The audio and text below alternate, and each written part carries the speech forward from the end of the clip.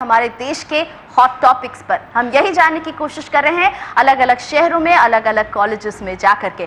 और इस कड़ी में हम इस बार हैं NMIMS यूनिवर्सिटी के कैंपस में। यहाँ पर हमारे साथ जुड़ेंगे 4 पार्टिसिपेटिंग कॉलेज। उन्हें हमने एक डिबेट का मुद्दा दिया है। हमारा डिबेट का मुद्दा है कि जब हम तरक्की चाहते हैं तो तेज रफ्तार महंगाई को झेलने के लिए भी तैयार रहना होगा। इस डिबेट के साथ तैयार हैं कुछ होनहार छात्र और इन छात्रों को परखेंगे हमारे ज्यूरी की पारखी नजर। मेरे साथ यहाँ इस शो में मुझे ज्वाइन कर रहे हैं DK जोशी जो कि प्रिंसिपल इकोनॉमिस्ट हैं क्रिसल के।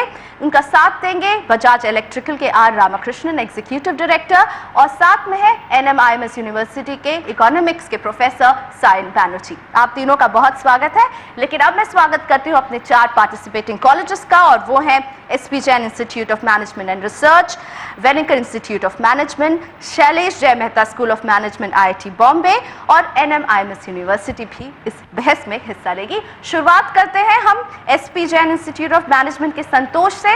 संतोष, आपके पास 2 मिनट का वक्त है। आप अपनी राय रखिए हमारे टॉपिक पर। बढ़िए डायस की तरफ और बताइए आपकी क्या राय है। आदरणीय जूरी मेंबर्स और प्यारे दोस्तों, हाई ग्रोथ और हाई इन्फ्लेशन ये दोनों एक साथ साथ चलते हैं या नहीं, ये समझने के लिए पहले ये जानना जरूरी है कि हाई ग्रोथ के लिए किन किन चीज़ों की ज़रूरत पड़ती है और उनका इन्फ्लेशन पर क्या असर होता है। अगर हम किसी भी देश की तरक्की के इतिहास पर नज़र डालें तो हमें ये पता चलेगा कि सबसे बड़ी ज़रूरत किसी देश की तरक्की के लिए होता है उस देश में निवेश का आना। किसी भी देश में निवेश बढ़ने का असर उस अर्थव्यवस्था में मनी सप्लाई का बढ़ना होता है, जिसका सीधा असर इन्फ्लेशन पर होता है। दूसरी सबसे जरूरी चीज़ होती है देश की तरक्की के लिए कुछ स्केर्स रिसोर्स, जैसे कि तेल, खनिज पदार्थ, कोयले और बाकी कई ऐसी चीज़ें जिनकी आपूर्ति हमेशा संभव नहीं होती उनकी मांग में बढ़त के साथ। इन चीज़ों को साधारणतः हम नॉन रिन्यूएबल सोर्सेज के हिसाब से जानते हैं और इन चीज़ों की मांग हमेशा बढ़ती है, लेकिन उनकी आपूर्ति सीमित होने की वजह से उनकी दरों में वृद्धि विकास के साथ लाजमी है। तीसरी ज़रूरत की चीज़ जो विकास के लिए बहुत ही ज़रूरी है वह है सस्ते दरों पर उत्पादन क्षेत्रों को ऋण मुहैया कराना। उत्पादन क्षेत्रों को सस्ते दर पर उत्पाद करने के लिए इस ऋण का होना बहुत ज़रूरी है, लेकिन यह ऋण साधारण कंज्यूमर्स को भी काफ़ी सस्ते दरों पर मिलता है, जो कि इसका दूसरा पहलू है। यह पहलू ही इन्फ्लेशन को बढ़ाने में दोबारा मदद करता है। 30 सेकेंड है, आपको सम अप करना है।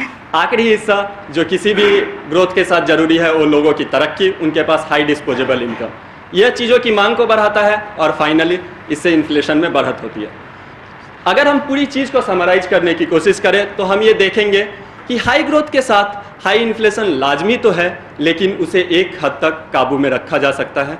भारत के संदर्भ में 8 से 9% विकास की दर और 5 से 6% मुद्रास्फीति की दर आज के लिए जरूरी है। धन्यवाद। धन्यवाद संतोष आपका। यहाँ पर मैं सभी पार्टिसिपेंट्स को एक बात बता दूं, आपको 2 मिनट दिए जा रहे हैं। जब 1 मिनट 30 सेकेंड होगा हमारा बजर बजेगा तो आप समराइज करना शुरू कर दें, जैसे कि बिल्कुल ठीक संतोष ने किया। और अब वेलिंगटन से हमारे साथ मुस्कुराती हुई दिव्या वसंत राजन आएंगी। महंगाई की दो बातें हो सकती है, 2 पहलू हो सकते हैं। या तो डिमांड साइड हम कम करें या फिर सप्लाई साइड कम करें। डिमांड साइड जो होती है मॉनेटरी पॉलिसीज होती है, RBI कंट्रोल करता है इंटरेस्ट रेट को, RBI कंट्रोल करता है CRR को। इस तरह के कई इंस्ट्रूमेंट्स होते हैं जो RBI कंट्रोल कर सकती है और डिमांड घटा सकती है। इसकी वजह से महंगाई कम हो सकती है, पर ये बहुत शॉर्ट टर्म होती है। तो अगर ये महंगाई इकोनॉमिक ग्रोथ के साथ या फिर बढ़ोतरी के साथ आती है तो अगर ये बेरोज़गारी कम करती है तो ये बहुत अच्छी बात है, क्योंकि बेरोज़गारी कम होने से हमको डिमांड बढ़ती है और ये इन्फ्लेशन क्रिएट करता है, तो दोनों तरफ से बैलेंस हो जाता है।